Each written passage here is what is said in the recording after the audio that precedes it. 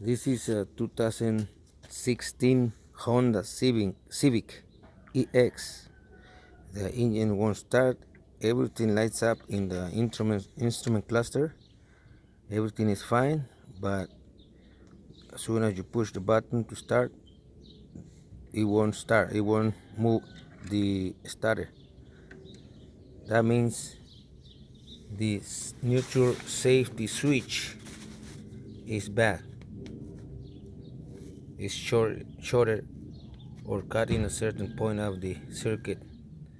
So we're going to remove it and put a new one.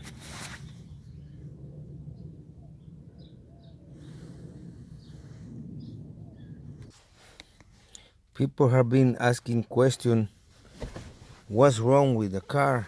Everything lights up, as you see.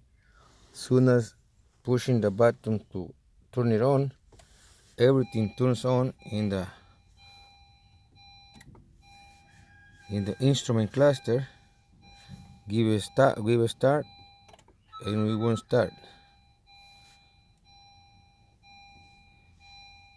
You can see, trying to start it, but it's off. It started. It should start when you push the button, but no start. Everything lights up, and we cannot move nothing. So that's what is the problem, according to the electric diagnostic. Is the neutral safety switch needs to be replaced. Well, as you can see, I replaced the new neutral safety switch, the old one.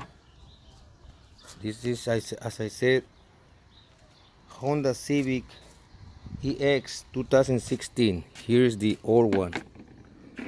Neutral safety switch. Now let's go to see if it starts.